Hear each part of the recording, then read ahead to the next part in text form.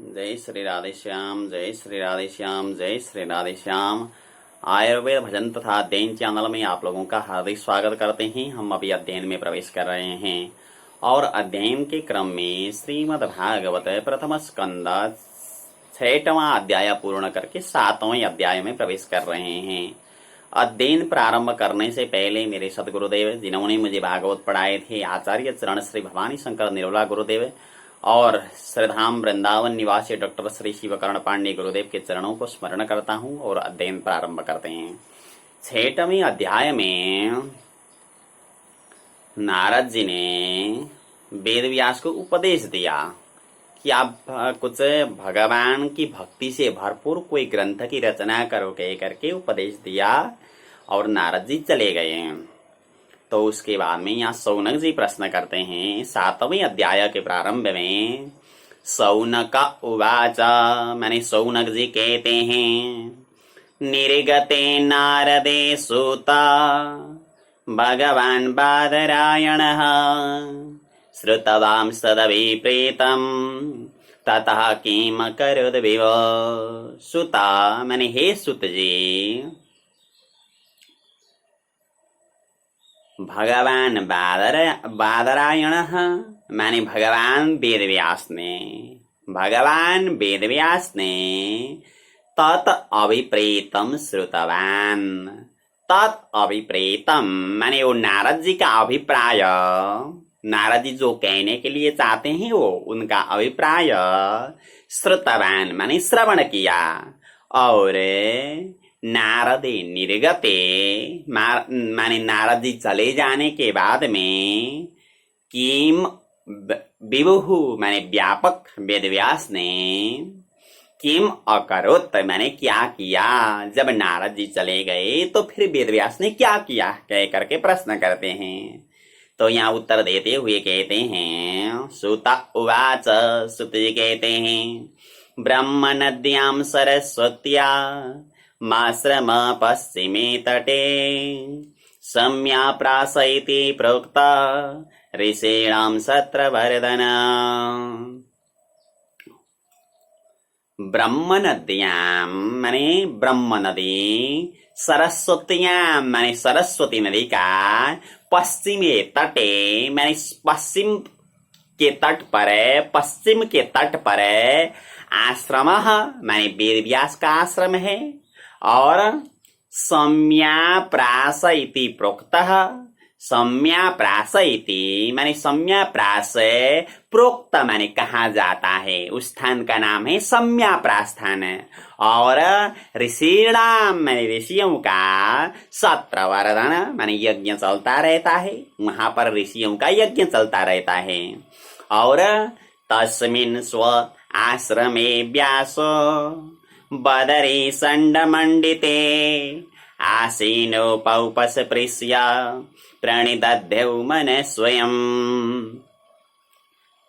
बदरी संडमंडिते माने बैर के वृक्षों से घिरा हुआ, तस्मिन माने वह, स्वे आश्रमे माने अपने आश्रम में, व्यास माने वेद व्यास, आसीन माने बैठ गए, और उपस्पृश्य माने आचमन किया, और मन स्वयं प्रणिदध्यौ, स्वयं माने अपने आप, मन माने मन को, प्रणिदध्यौ माने समाहित किया, एकाग्र किया।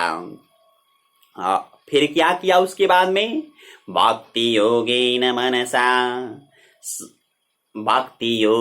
मनसि सम्यक प्रणिहिते मले अपश्यते पुरुषं पूर्वं मायां च तदपाश्रयाम्।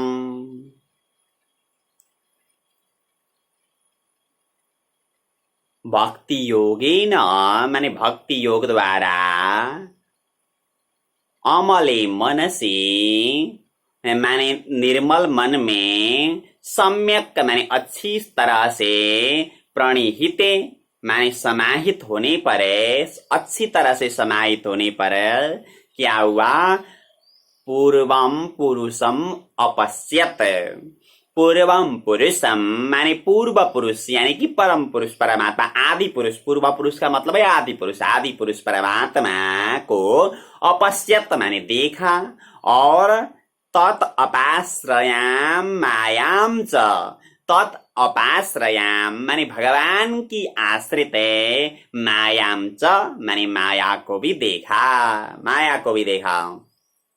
और यया संबोहितो जीव आत्मानं त्रिगुणात्मकं परोऽपि मनुते नर्थं तत्कृतं चाभिपद्यते। यया माने जो माया के द्वारा जीवः सम्मोहितः। जीवः माने जीव, सम्मोहितः माने मोहित होकर के, आत्मानम माने अपने को, त्रिगुणात्मकम माने त्रिगुण से युक्त, परह अपि माने उससे पर रहने पर भी, मतलब तीन गुणों से दूर रहने पर भी अपने को तीन गुण से युक्त मनुते माने मानता है। कारण क्या है? माया के कारण से। और तत्कृतम अनर्थम च अविपद्यते। तत्कृतम माने उससे, माने कि उस मान्यता से, अनर्थम माने अनर्थ को भी, अविपद्यते माने भोगता है। उस मान्यता के कारण से जो अनर्थ होता है उस अनर्थ को भी वो भोगता है। और अनर्थ को दूर करने के लिए फिर क्या करें? तो आगे बता रहे हैं कि वेदव्यास ने विचार किया, अनर्थोपशमं साक्षात् भक्ति योगमदोक्ष्यजे लोकस्या जानतो विद्वांस चक्रे सात्वत संहिताम्। अनर्थ उपशमम माने अनर्थ की शांति यानी कि अनर्थ का नाश। साक्षात अदोक्ष्यजे भक्ति योगम। साक्षात माने साक्षात, अदोक्ष्यजे माने अदोक्ष्य भगवान में, भक्ति योग माने भक्ति योग ही है और कुछ नहीं, केवल भक्ति योग से ही अनर्थ का उपशमन होता है।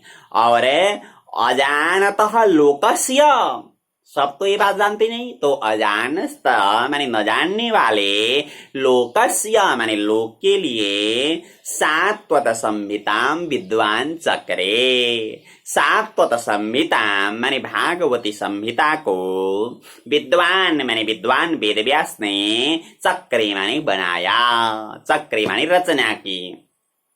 हाँ, इससे इस श्लोक से पता चलता है कि जितने भी अनर्थ हैं वो भक्ति से ही नाश होते हैं। और लोग उस समय लोगों को पता नहीं था कि भक्ति से अनर्थ नाश होगा, तो ऐसे लोगों के लिए, कई लोगों को पता था, कई को पता नहीं था। जिनको पता नहीं था उनके लिए और आने वाली पीढ़ियों के लिए वेदव्यास ने भागवत संहिता की रचना की। यानी कि ये भागवत संहिता की रचना काई के लिए हुई है? भक्ति प्राप्ति के लिए हुई है। जो सुनते हैं उनको भी भक्ति आनी चाहिए, जो वाचन करते हैं और उनको भी भक्ति आनी चाहिए, दोनों को भक्ति आनी चाहिए, वाचक को भी श्रवण करने वालों को भी, तो बड़ा आनंद आता है। अगर भक्ति नहीं आई तो फिर इतना काम का नहीं है। हमारे गुरुदेव कहा करते थे, भागवत श्रवण करने के बाद में भी अगर हृदय में भक्ति नहीं आई तो स्वयं ब्रह्मा जी आकर के भक्ति दिलाना प्रारंभ कोशिश करें तो भी सफल नहीं हो पाएंगे। क्योंकि भागवत के द्वारा अगर भक्ति नहीं आ रही तो स्वयं ब्रह्मा जी भी भक्ति प्रदान नहीं कर सकते हैं। तो कहने का तात्पर्य, भागवत केवल भक्ति पर ग्रंथ है। भागवत से कोई तर्क निकालना नहीं है, भागवत बहस का ग्रंथ नहीं है, भागवत लड़ने का ग्रंथ नहीं है, भागवत केवल भक्ति का ग्रंथ है। जितना हो सके इस ग्रंथ से भक्ति को बढ़ाएं। हाँ, प्रयास करें तो होता है, क्यों नहीं होता। लेकिन लोगों का दिमाग जिधर की ओर ले जाएं उधर की ओर दिमाग चलता है। आपका मन अब बहस करने का मन हो गया तो आप ऐसे ऐसे श्लोक ढूंढेंगे, उन श्लोकों को एकत्रित करेंगे और जो अल्पज्ञ हैं उनके सामने जाकर के अपने श्लोकों को प्रस्तुत करेंगे, बहस करेंगे। जिनकी आदत बहस की होती है, हाँ, जिनको दिखाने की आदत होती है, तो क्या सोचेंगे यहाँ से हम कुछ निकाल करके लोगों को दिखाएं, तो वो जैसा दिखाने के लिए तैयार करके और लोगों को दिखाते रहते हैं। कई लोगों को शास्त्रों को लेकर के बहस करने की आदत होती है, वो भी फालतू बहस, अनावश्यक। हाँ, बहस करें, जानने के लिए बहस करें, जिज्ञासा के लिए बहस करें।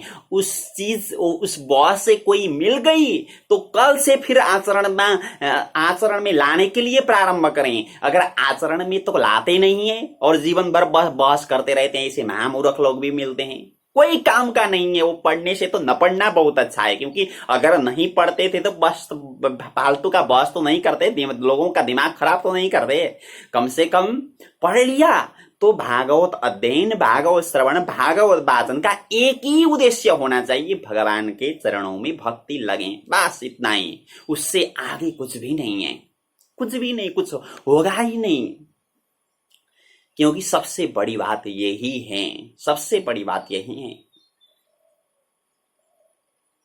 हमारे गुरुदेव कहा करते थे, एक बात मुझे याद आती है, मेरे परम पूज्य गुरुदेव आचार्य चरण श्री भवानी शंकर निर्मला गुरुदेव। देखो, हम कथा वाचन करने के लिए जब बैठते हैं कि सोचें कि लोग अच्छी तरह से सुने, लोग रोज आए और हमारी दूसरी कथा लगे, या तो अच्छी दक्षिणा हमें मिले, ऐसा सोच बनाए तो ये सोच काम नहीं करेगा। हाँ, दक्षिणा मिलती है, क्योंकि भागवत के सामने जो हृदय से रखते हैं वो चीजें मिलती हैं, ये तो निश्चित है। ज्यादा दक्षिणा सोचते सोचते भागवत वाचन करते हो तो ज्यादा दक्षिणा मिलेगी, क्योंकि ये तो भागवत कल्पद्रुम है, कल्पद्रुम के सामने जाकर के जो कहो तो मिलेगा।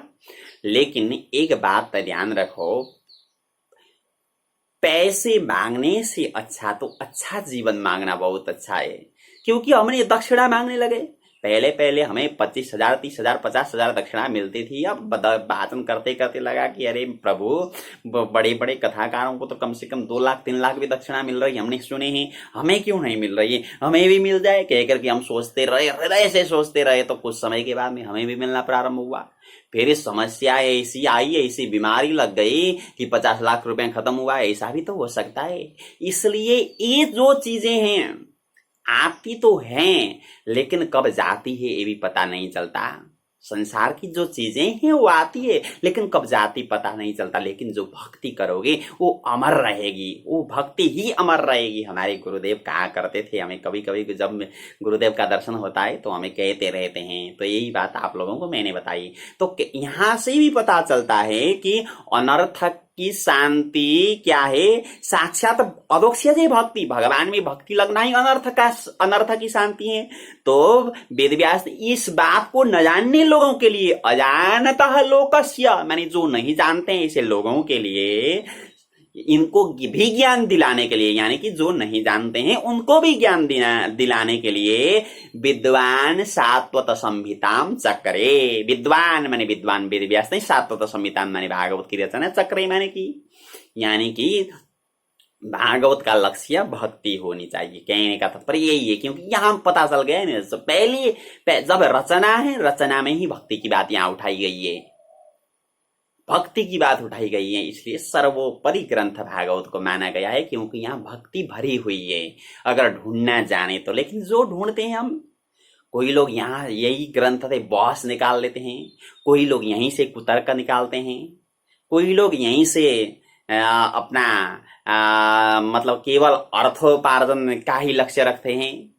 जो चाहते हैं वो तो मिलता है, क्योंकि भागवत कल्पद्रुम है लिखा हुआ है नीचे, महात्म्य में आया था ना, कल्पद्रुम है, जो चाहते हैं वो तो मिलता है।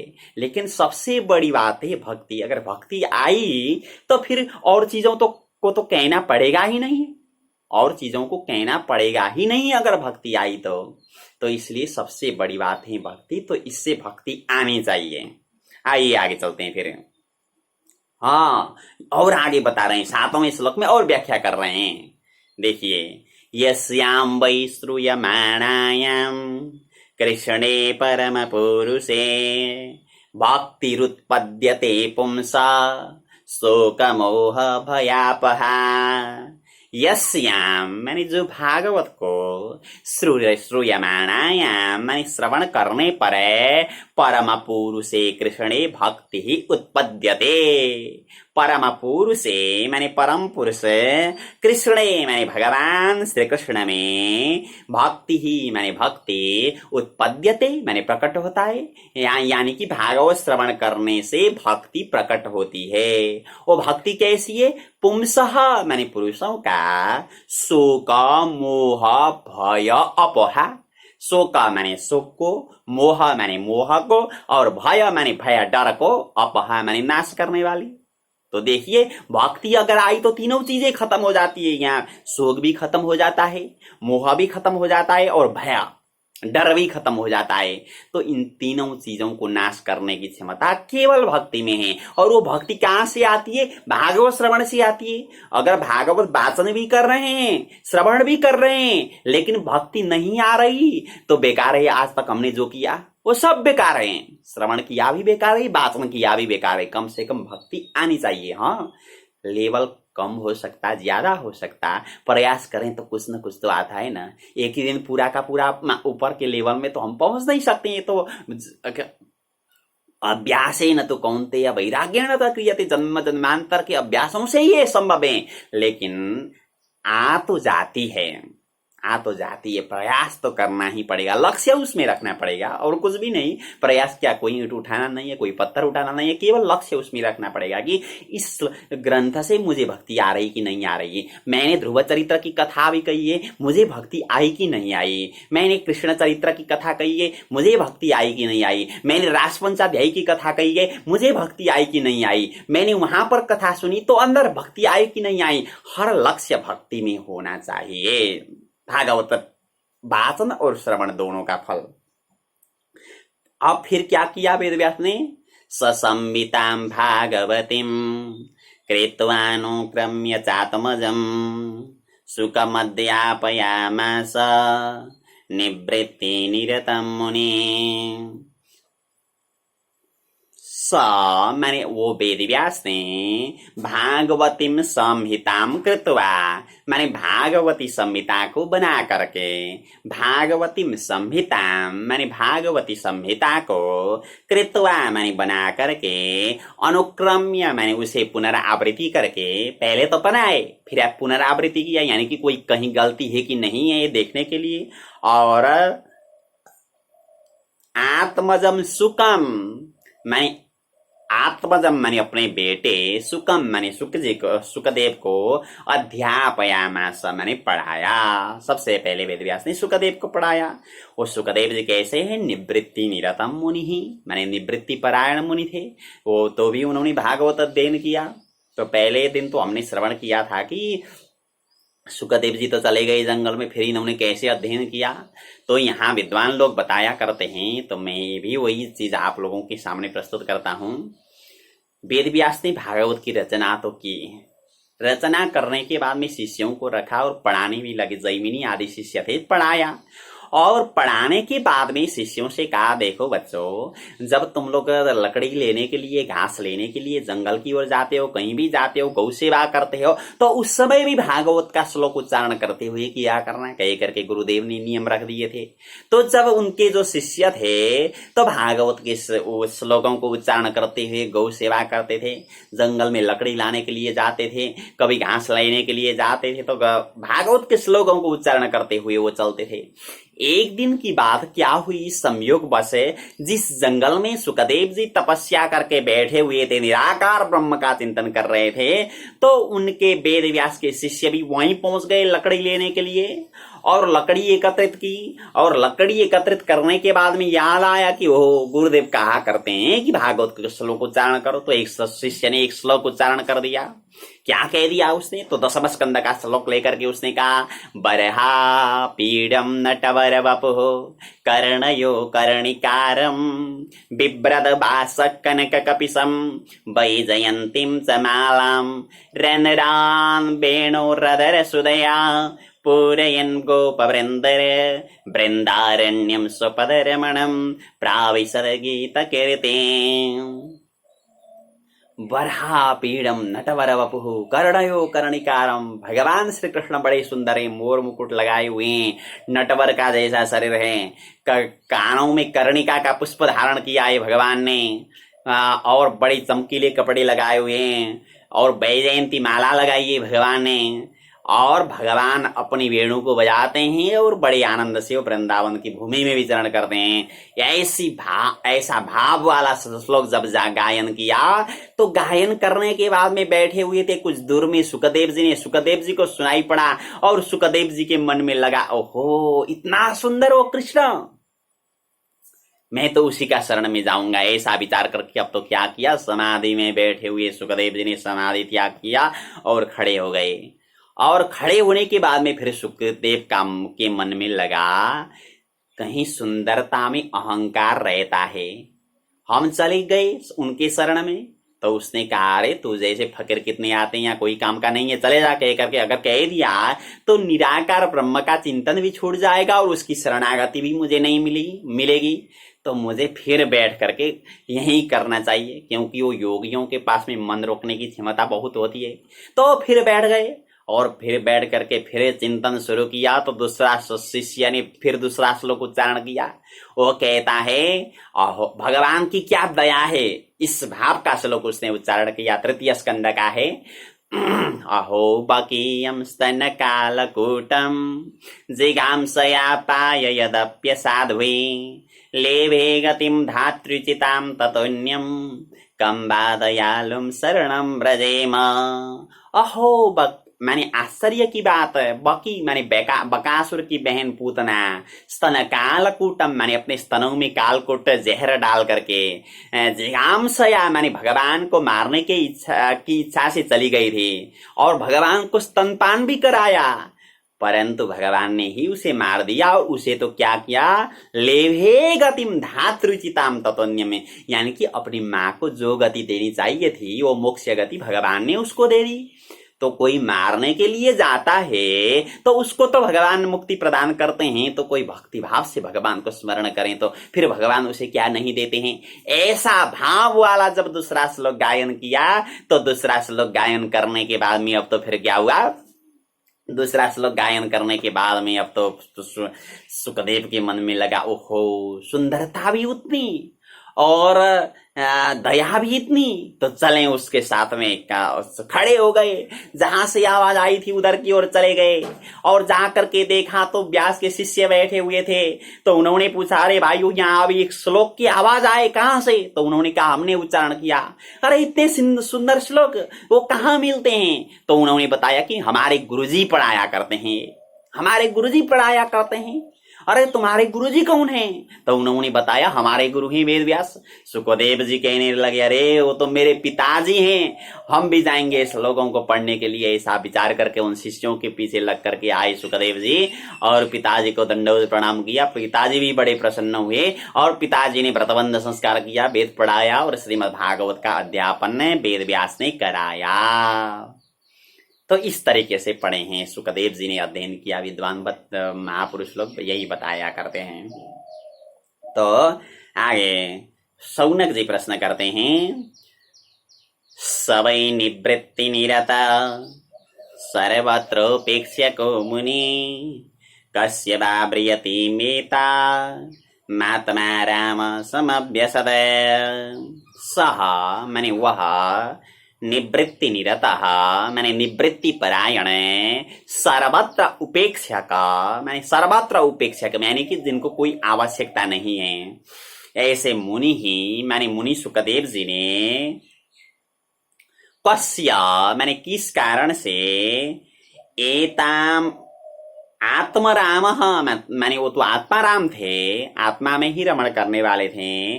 कस्य माने किस कारण से, एताम बृहतिम समभ्यसत। एताम बृहतिम माने यह भागवती संहिता को समभ्यसत माने अभ्यास किया। कैसे उन्होंने अभ्यास किया कह करके प्रश्न पूछते हैं। तो सुत उवाच, सुत जी कहते हैं उत्तर देते हुए, आत्मा राम समुनयो निर्ग्रंथाप्युरुक्रमे कुर्वन्त्य हेतु किं भक्ति मिथ्यं भूत गुणो हरे।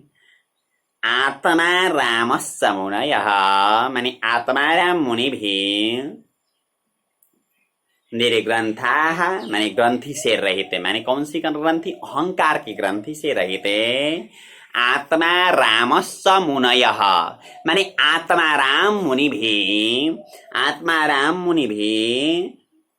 उरुक्रमे अहैतुकीं भक्तिं कुर्वन्ति माने उरुक्रमे माने उरुक्रम भगवान में अहैतुकीं माने हेतु से रहित यानी कि निष्काम भक्ति माने भक्ति कुर्वन्ति माने करते हैं क्योंकि हरि ही माने हरि भगवान इत्थम भूत गुण माने इस प्रकार के गुण वाले हैं क्योंकि भगवान का गुण ही खींच देता है इनको भगवान का गुण ही इनको खींच देता है इसलिए इस प्रकार की भक्ति करते हैं। आत्माराम भी जो आत्मा में रमणा करने वाले हैं वो भी भक्ति करते हैं। तो भक्ति मार्ग सर्वोपरि मार्ग है। भक्ति मार्ग सर्वोपरि मार्ग बताया गया है भक्ति मार्ग को।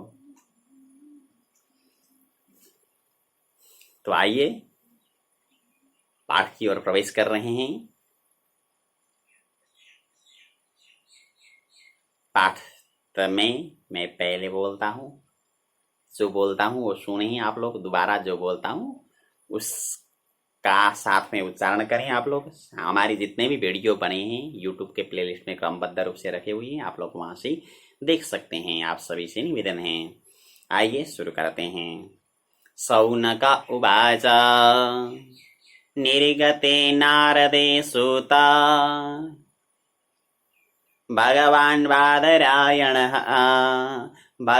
बादरायणः श्रुतवांस्तदभिप्रेतं ततः किमकरद्भिव सूत उवाच ब्रह्मनद्यां सरस्वत्या माश्रमः पश्चिमे तटे सम्याप्रासैति प्रोक्ता ऋषीणां सत्रवर्धनः तस्मिन् स्व आश्रमे व्यास बदरी षण्डमण्डिते आसीनोपस्पृश्य प्रणिदद्यौ मनः स्वयं भक्तियोगेन मनसि सम्यक् प्रणिहिते मले अपश्यत पुरुषं पूर्वं मायां च तदपाश्रयां यया सम्मोहितो जीव आत्मानं त्रिगुणात्मकं परोऽपि मनुतेनर्थं तत्कृतं चाविपद्यते अनर्थोपशमं साक्षात् भक्तियोगमदोक्ष्यते लोकस्याजानतो विद्वांस चक्रे सात्वतसंहिताम् यस्यां वै श्रूयमाणायां कृष्णे परमपुरुषे भक्तिरुत्पद्यते पुंसः शोकमोहभयापहा ससंहितां भागवतीं कृत्वानुक्रम्य चात्मजं सुखमध्यापयामास निवृत्तिनिरतं मुनिः शौनक उवाच स वै निवृत्तिनिरतः सर्वत्रोपेक्ष्यको मुनिः कस्य वा बृहति मीता महात्मा राम समभ्यसद सूत उवाच आत्मा रामस्य मुनयो निर्ग्रन्थाप्युरुक्रमे निर्ग्रन्थाप्युरुक्रमे कुर्वन्त्या हैतु किं भक्ति कुर्वन्त्या हैतु किं भक्ति मिथ्यं भूता गुणो हरिः मिथ्यं भूता गुणो हरिः। आज यहीं तक पढ़े हैं। आप लोग पूर्ण रूप से तैयारी करेंगे इस वीडियो से। तो जितने भी पढ़े हुए वीडियो हैं ये प्लेलिस्ट में क्रमबद्ध रूप से रखे हैं, आप लोग वहां से देखें और पढ़ने के बाद में इस वीडियो को सभी संस्कृत प्रेमियों को देना यानी कि शेयर करना न भूलें। यही अनुरोध करते हुए आप लोगों से विदा होता हूँ। जय श्री राधे, जय श्री राधे श्याम, जय श्री राधे।